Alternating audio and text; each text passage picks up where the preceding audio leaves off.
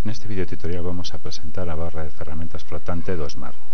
A barra de ferramentas flotante do Smart está situada xeralmente no noso escritorio á esquerda do mesmo e para habilitarla solamente debemos de premer sobre a mesma. Aquí podemos visualizar de unha forma rápida pues unha serie de ferramentas, algunhas das máis utilizadas xeralmente cando estamos traballando coa pizarra digital. A primeira delas é o apuntador, o sinalador, o punteiro, e basicamente actúa como un punteiro sobre a nosa pizarra. A continuación temos unha serie de ferramentas de pintura, como son a pluma e o marcador. A continuación o borrador, que nos permitirá eliminar ou borrar esas marcas de pintura ou de marcador. A continuación a ferramenta de liñas e de formas.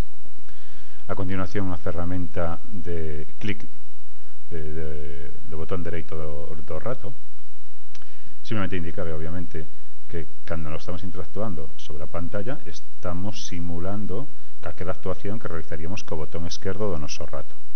Si queremos en algún momento dado pasar a actuar co botón dereito do noso rato, debemos de cambiar, invertir, pasar de botón esquerdo a botón dereito. Esta ferramenta é o que nos lo permite. Si prememos sobre esta ferramenta, veremos que ahora o botón dereito deste rato, desta imaxe, vai a pasar a un tono verde, e se non indica que a próxima vez que piquemos sobre a pantalla o que sucederá é que actuaremos como se veremos accionado o botón dereito do noso rato, do rato que estuveremos traballando directamente sobre o ordenador. Para deshabilitalo simplemente debemos de volver a accionalo para seguir traballando como se estuéramos accionando o botón esquerdo do rato. A continuación temos a barra de teclado en pantalla, un teclado que, xa coñecimos na anterior sesión, nos permite introducir texto e números sobre as aplicacións que estemos executando no noso escritorio. É configurable, podemos basicamente seleccionar un teclado clásico, sin selo, solamente con mayúsculas ou solamente numérico, e ademais, permítenos unha configuración, ainda que moi básica, permítenos configurar se queremos que teñamos son ou non cada vez que prememos algunha das teclas ou o número de teclas que queremos visualizar no noso teclado clásico. A continuación temos a ferramenta Notebook, simplemente vamos a ver visualmente, posto que será o obxecto dun vídeo tutorial que veña a indicar as características básicas desta ferramenta nunha próxima sesión. A ferramenta Notebook o que nos falla basicamente é abrir o Smart Notebook, unha especie de área de traballo onde poderemos ir personalizando, creando ou modificando aquelas presentacións, aquelas actividades que temos para as nosas clases e poder facelas desa forma un poquinho máis atractivas, máis idóneas. Xa vos digo, será o obxecto dun vídeo tutorial aparte. Finalmente temos a ferramenta desfacer e a ferramenta de configuración desta barra de ferramentas. Coñecemos un pouco máis polo miúdo algunhas das ferramentas desta barra de ferramentas flotante. Si accionamos a pluma da barra de ferramentas, o que vamos a accionar, a lanzar o que se coñece como a capa de tinta da nosa barra de ferramentas da pluma.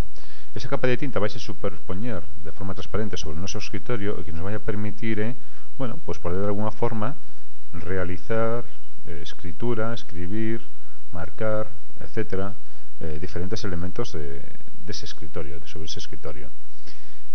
Podemos ademais seleccionar o color que queremos escribir e estos colores, así como o estilo e o grosor de liñas, son completamente configurables. Simplemente premendo no botón de configuración podremos configurar o color, o grosor e o estilo.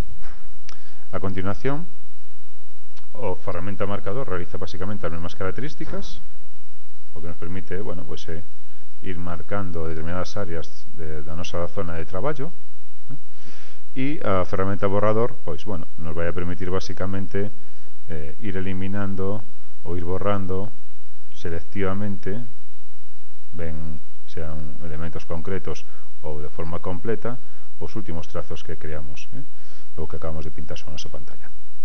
A continuación temos a ferramenta de liñas. A ferramenta de liñas nos permite dibuixar liñas na nosa pantalla, algunas en forma de flecha, otras, es decir, con diferentes estilos, con diferentes colores, con diferentes grosores, y esta ferramenta obviamente también es configurable simplemente premendo no botón de configuración. Animamos a que, bueno, a que vaya experimentando un poquinho para coñecer en profundidade esta ferramenta.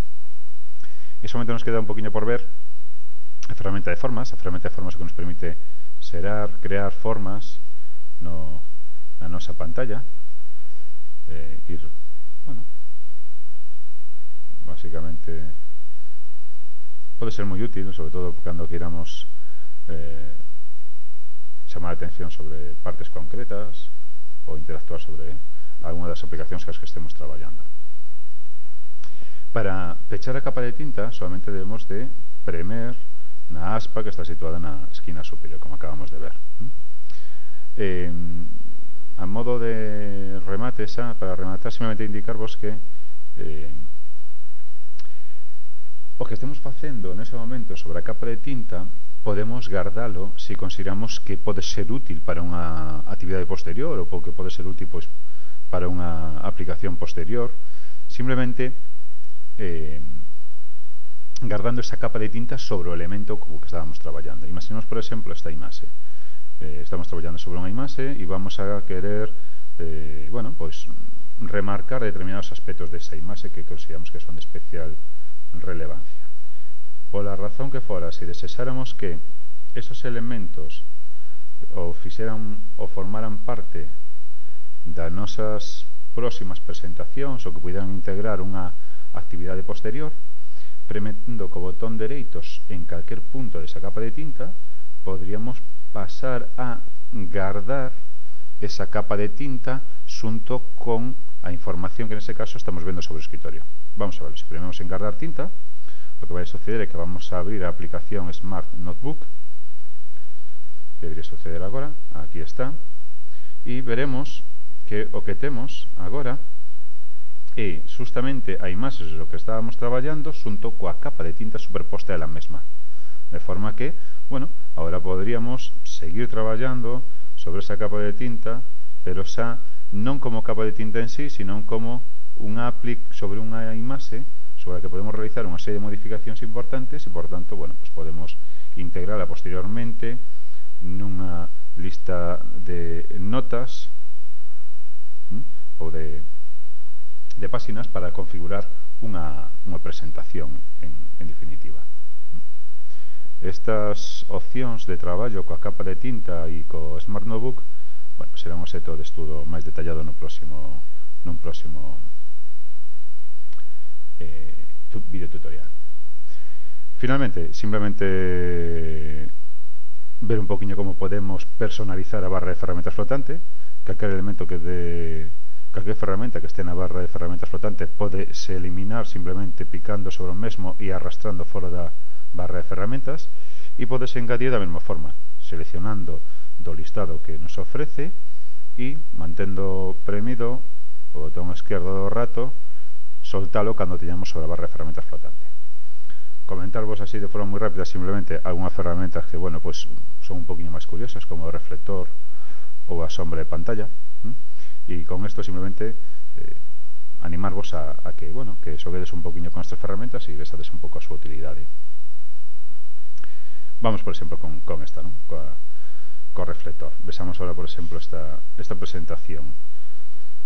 Si estuviéramos traballando, imaginadvos, sobre unha imaxe como pode ser esta, o reflector que nos permite, bueno, pois chamar a atención, focalizar a atención sobre partes concretas dunha imaxe. É dicir, como vedes, podo, situándome sobre o que é o reflector, podo ir desplazando o foco por diferentes puntos da imaxe e podo, bueno, pois ir descubrindo ou ir presentando a mesma de forma paulatina e de forma ou seguindo un determinado orde ou criterio. Esa forma é personalizable, pode ser en forma rectángulo, pero tamén pode ser en forma elíptica e modificable tamén, non solamente